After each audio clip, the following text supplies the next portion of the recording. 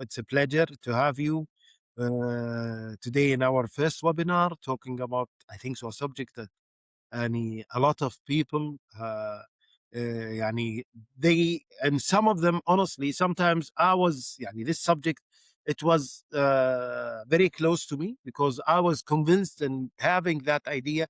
1 minute the customer remembers you for a feeling, not a number. So how can we convey this from a feeling to numbers and understanding? So how can he trust? Because one of the challenges that I could see is that these challenges, this trust, is that he's going to pay a million, million and a half or above, or most of them will go through a loan, which will take them 25 to 20 years and to paying for it, and until it's ready and he gets it, it will take him 4 to 6 years as to wait. So this is a big challenge even for me. If I'm saying, I'm putting myself in his place or her place, that okay, you are going to pay me 2 million riyal, you will trust me, you will believe in me, that in the coming 4 to 6 years you will get what you have expected, and I will make your dream come true. That's something I think so one of the big challenges that I could see and think about that what's happening here. As me as a buyer, I commit to a home before it's built, then wait years this to come reality. It's a hard thing. It's a very hard thing that I could trust someone even that to say that I'm putting my future in your hands. I'm just taking myself in the journey itself. So any for any step for me as a real estate company, that to be sure that all of the journey of this customer need to be not just perfect, need to be extremely diamond perfect. So because any uh, يعني mistake or I will lose this customer immediately. So I just hope that the companies understand that this journey for this customer needs to be really smooth, perfect, and transparent. Be very clear. So you could see the numbers. The numbers are amazing here. Let's ground this to reality. The Saudi resident market is not just growing; it is accelerating. An example: 18 billion in sales that was on 2024 alone, a 50% jump year over year. Home ownership is climbing toward the Vision 2030 targets of 70% in the environment. This rapid growth means competition is furious.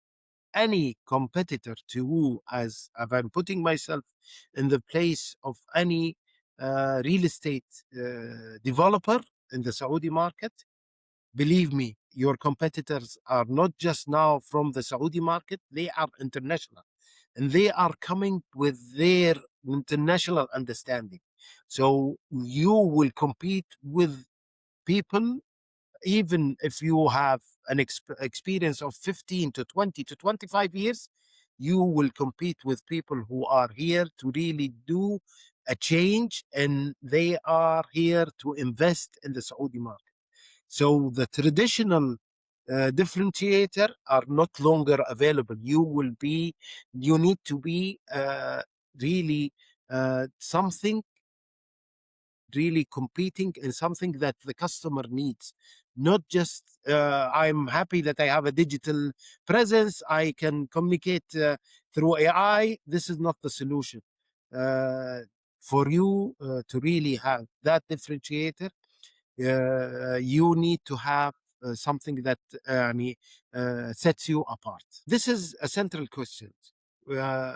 every real estate professional in this room must answer. When product partially is similar, CX becomes the only true differentiator. The client who felt heard, respected, and supported, they come back. I'm sure that all of what I have said, everyone who heard me understand that this is right. But we will talk to you now and show how this happens. This is the way that we really, as they say, convey the feeling to numbers. Most importantly, you will feel, and this is something that, Michel, that I saw in a lot of real estate developer companies here, especially in Saudi, they depend on is referral. Referral is something very important to them. So because the decision and the trust that really reaches to these customers are they will talk to you. Especially we have a saying here in Saudi that al-majlis. The majlis is that where all the family and friends are sitting, and we play cards, or either we say, especially with the World Cup, we talk and they say, "Whoa, wow, the real estate developer Waleed AlHamdan was amazing. I trust him. You have to go." Believe me, this will convince a customer by 80% to come knock your door more than anything. But this will never happen if you don't have CX. So they become your most powerful sales channel. It's about building relationships, not just closing transactions. This, you have to understand it. And these relationships lead to tangible business outcomes. It's very crucial about. So in Saudi culture, this is a Saudi culture that trust and recommendations carry enormous weight. And this is what we said, 80% they will come and knock your door just from a referral. Because he trusted, an example, Michel, when he talked about Waleed AlHamdan, okay, let's go, and I trust him, let's see. But if you don't have that first impression, you will kill it. So you need to be ready for this referral. Trust and recommendation carry enormous weight. A client who had a great experience with your agency will tell their family, their colleagues, their WhatsApp groups. This is not something that you will see in any other thing. I think so. Culture. It's in the Saudi and Arab culture. They believe in that. It's a documented business multiplayer, as they say. The question is, are you deliberately designing? Are you designing the experience that generate referrals, or this is just a powerful growth that you see because of the government, because of the need, because of the real estate amounts or real estate prices are getting lower, and people would like to just have that chance and have that belief? I think so. That's something. So, Michael, I think so. I just would love now to hear from you and give you Yeah. the, as they say, the mic, and do your magic, my friend. Thank you so much, Waleed. Yeah, that was a fantastic introduction, and there are so many things that are already going through my head, whereas I'm thinking, okay, I want to talk about this, I want to talk about that. There's so much in there already. But let me go back one little thing. I like to ask, where does trust actually come from? Because I want to challenge how most people think about it. Trust is not something you install. It is a consequence of your positioning. Now, Tracy and Wiersma, two professors, gave us the 3 ways a company can win many years ago already. There is operational excellence. Be the easiest, be the fastest, be the cheapest. With that many organizations going into a single market like the real estate, that is really booming in Saudi Arabia.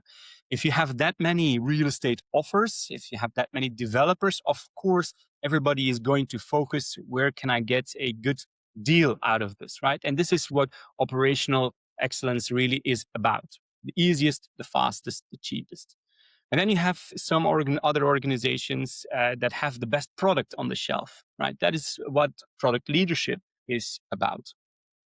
And then thirdly, there is customer intimacy. Customer intimacy means knowing your customer better than anyone else does. And look at your own market. Fly Nas wins on operational excellence. Tamara wins on a fantastic product. And the brands people genuinely love win on intimacy. Now, the rule is very simple and it is strict. You lead in one and you stay credible in the others. The moment your positioning becomes inconsistent, then trust starts to leak. And that is not because your people stopped caring, but because your promise stopped becoming really clear. Now, let me say this very plainly. Hey, Michel. يعني 100% I agree, because يعني I think so. يعني customer, especially when you are marketing that I am an example in that place or I'm doing this correct, people, their expectation becomes higher, and this expectation, if it doesn't continue, and you don't have that level of this triangle, which is the amazing triangle I could see, there will be an effect. There will be a different. يعني I'm sure, and this is what I see, and I would like to highlight in the Saudi market. They start greatly, they do a perfect thing, and they start at the end, because there is a challenge of, okay, now the strategy, or there is a push, or there is something above that. No, because what happens, they are not customer centric. They will go and they will start talking about something else. And this is what I'm saying, honestly, in the telecom sector. One of the companies are now consistent. They are doing something good. The other two, unfortunately, I left one of these companies. I was a customer with them for 15 years. I left them because I faced a lot of problems for the past 2 years. And I said, okay, I'm fed up. Goodbye. And I went to another company. Just an example.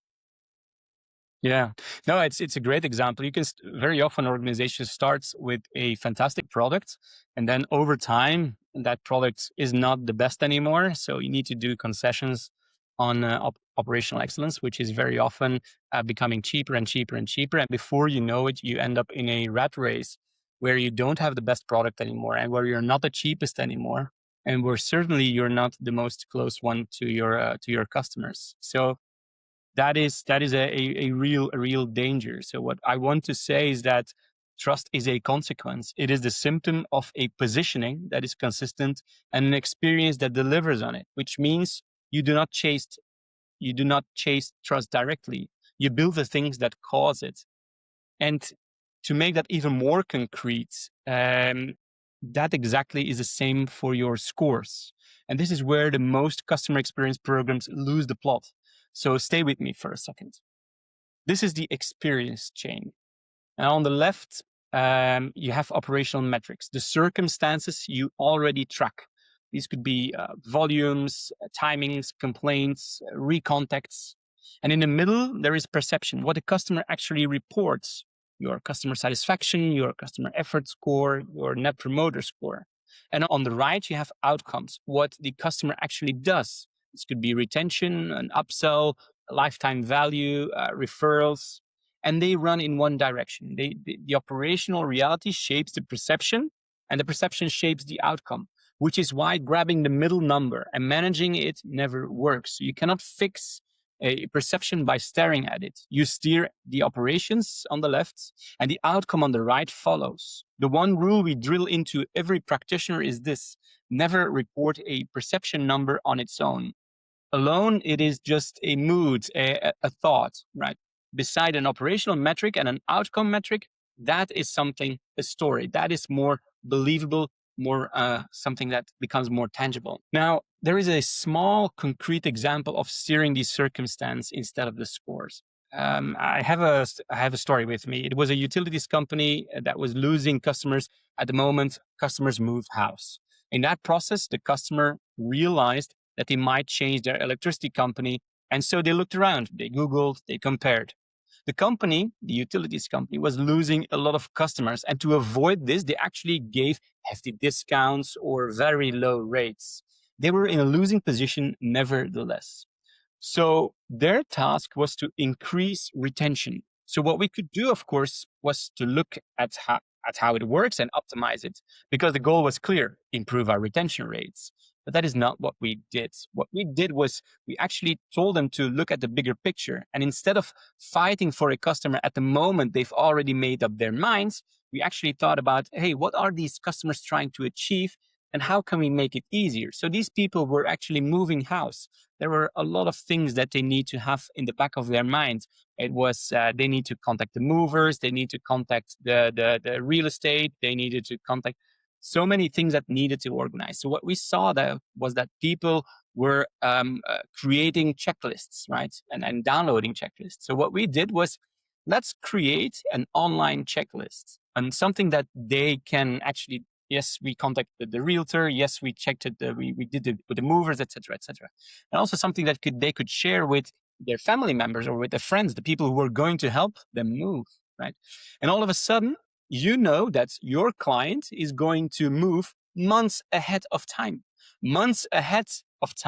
And we had their contact details because we had an email address. We even had a telephone number in very often of cases. So what happened there was that we could intervene as utilities companies. We could intervene at a moment much more ahead of time. We didn't have to fight in the moment itself. We could already say, hey, dear customer, you're going to move house in a few months. Why not already settle for that new contract in your house so that nothing can get in the way? And all of a sudden, churn rates were going down, down, down because all the customers stayed. Even better, we also attracted people that were not a customer of that utilities company already. So it was a win-win-win situation.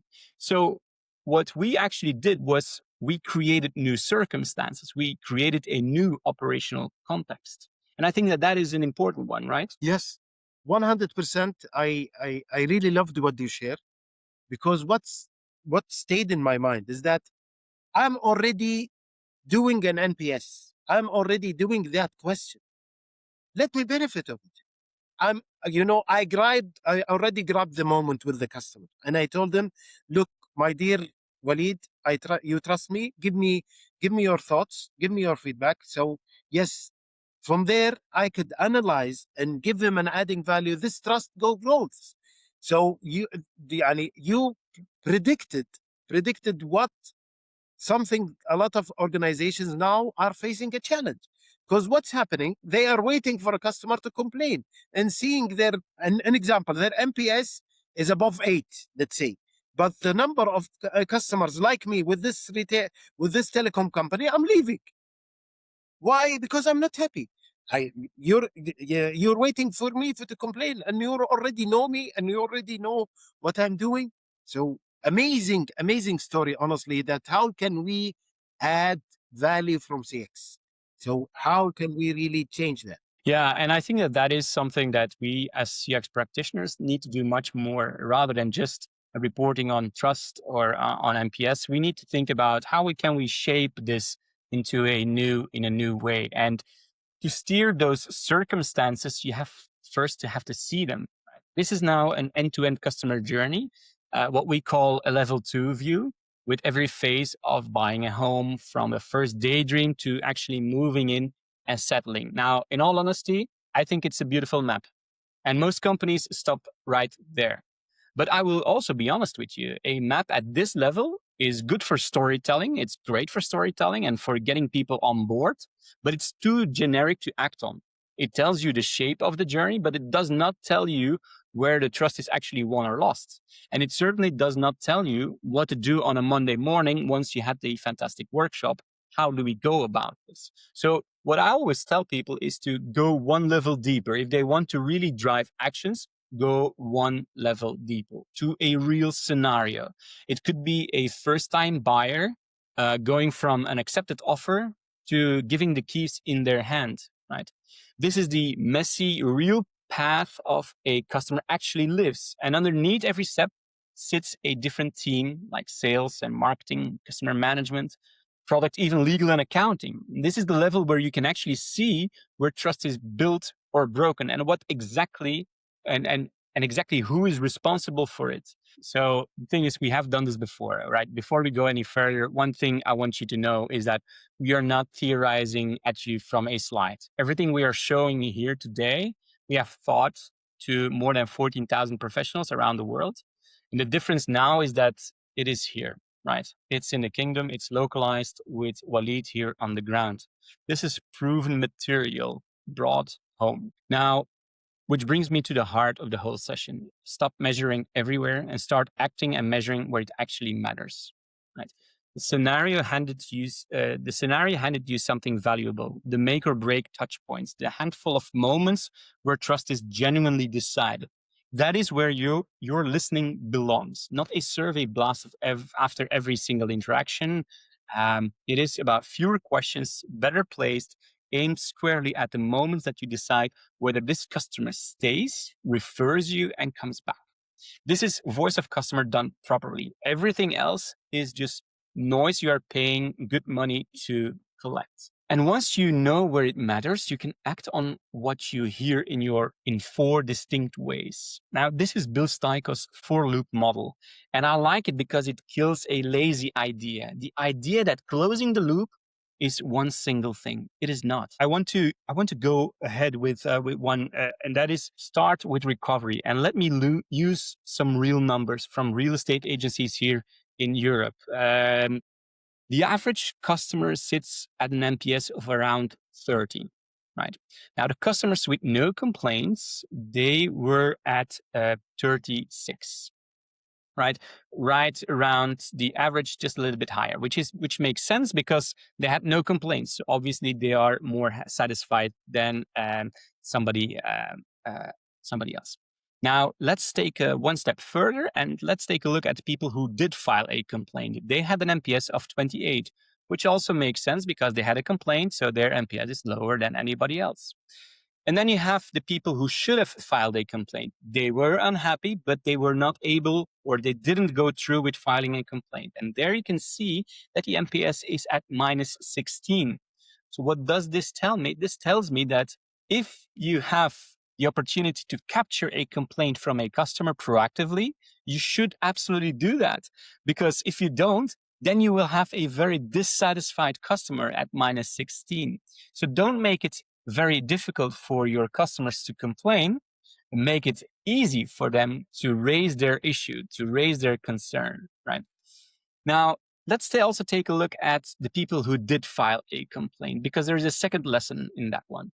Now, people who filed a complaint and who believe that the complaint was handled badly sits at an NPS of minus 39. Now, that is a dramatic problem. So when you have a complaint, please handle it appropriately. We teach about that in the Academy at length, because that is one of the key things that we do, the service recovery and paradox, and how to make use of that. But that is absolutely paramount. Now, let's look at the people who believe the complaint was handled adequately. So they are rationally satisfied. They go like, yeah, this was actually okay. This was adequate. They still have an NPS of minus 10, which is still much lower than where we started, right? At the NPS of 30, or when people don't have complaints at 36. That is still a high delta. That person is still not the same person as it was before. But let's now take a look at the people who believe that the complaint was handled very well. And rest assured, this doesn't necessarily cost you a lot of money, right? This is about design, how you develop your service recovery system, right? You have to hit a few things. And if you do that, then people will come to you and say, this was handled very well. This was beyond my expectations. And then you all of a sudden have a fan for life with an NPS of 78. Now, I don't know in what industry you can get a 78% NPS, but that is really sky high, and especially in real estate. That is so. Please, for the love of God, please take the service recovery loop very seriously. This is crucial in my. the amazing jump of number. And even if I compare just the new complaints, which is 36 MPS, to the customer who was handled very well, you could see the jump is more than, we could say 42%. That is something amazing.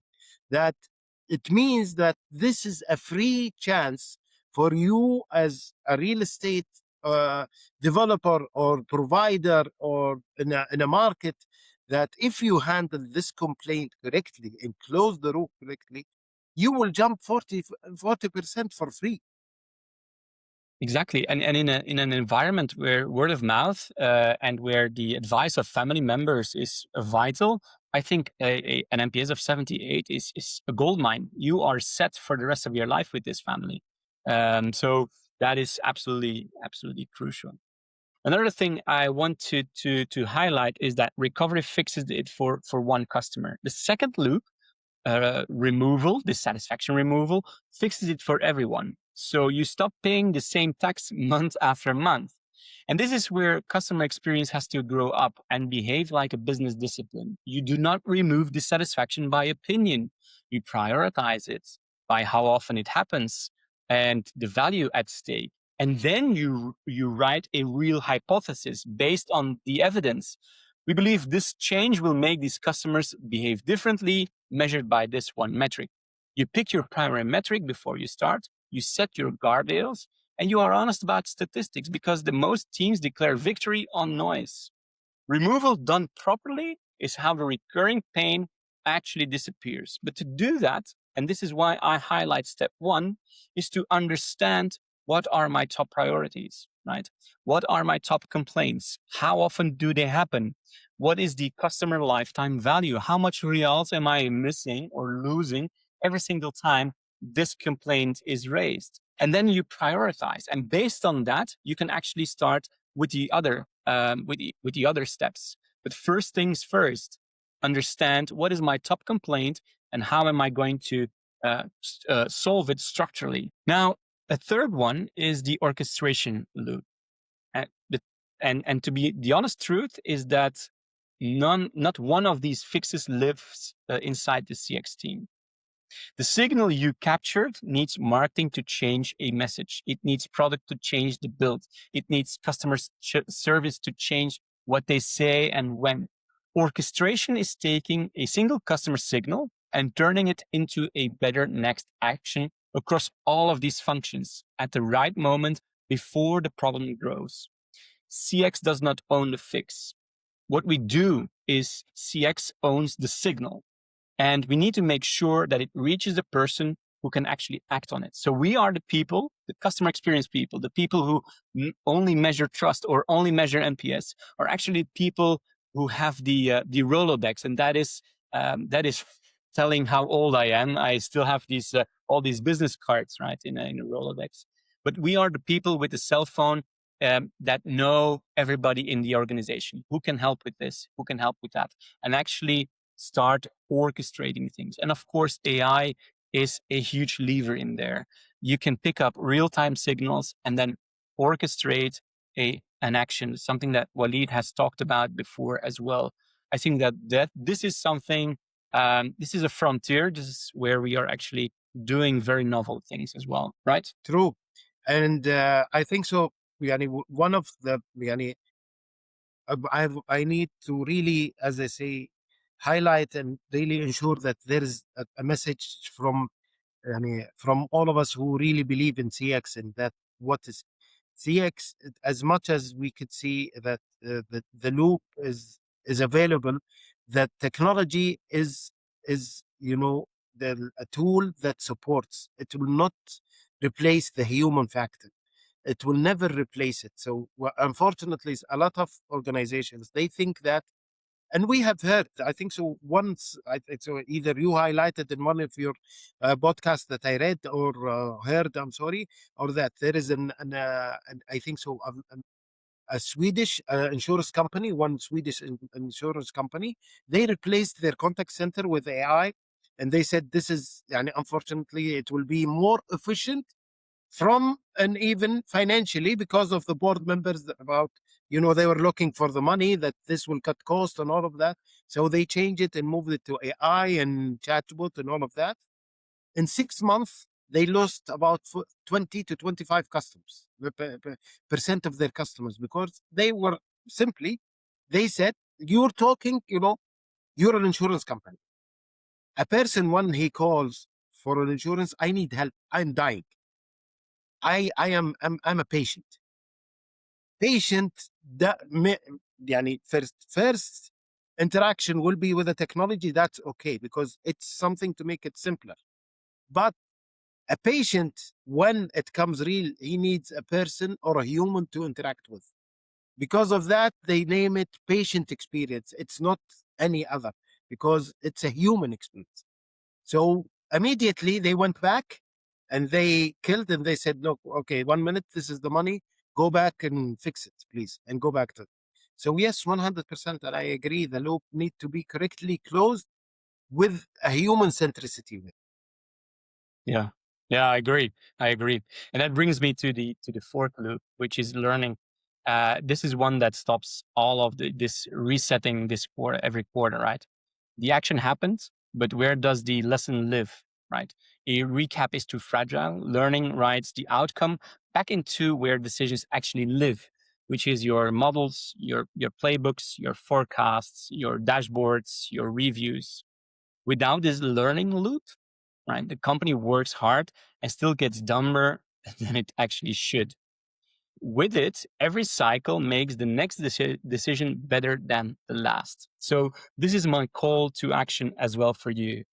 If you run a closed loop, do it with these 4 loops, right?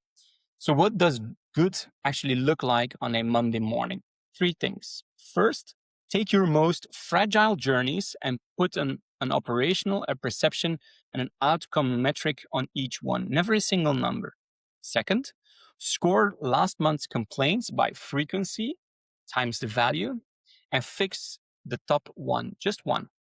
The third one, keep redefining where it matters as you learn. This is the whole discipline in basically 3 moves. So, and this is where I come to a close, and I will gladly give it back to Waleed, of course. And I hope that I could put myself in what you have added to the table, honestly, Michel, and that was great. So now this, which brings us back to where we started.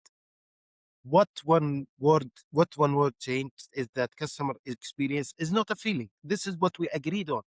It's something that you can steer.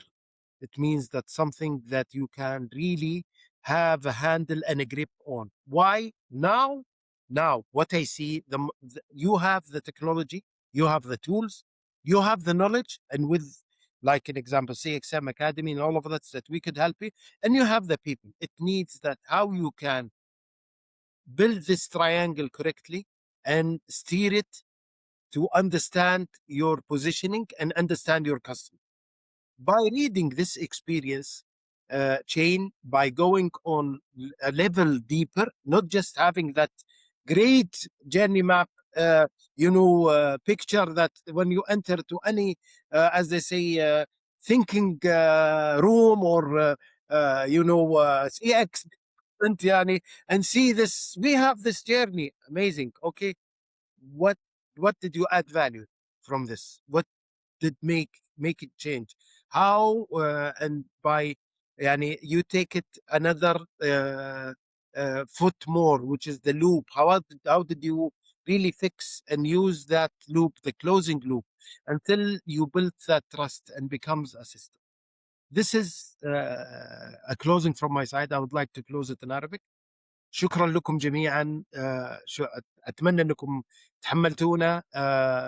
I really thank Michel for this time, and hope to see you in our second webinar, which we're going to talk about a very important subject, and hope that all of you really would see that this subject will be an amazing, which where you're going to talk about you're measuring the wrong thing. This is our second webinar, and thank you again for your help and support, and all the best to everyone, and salamu alaikum. See you all.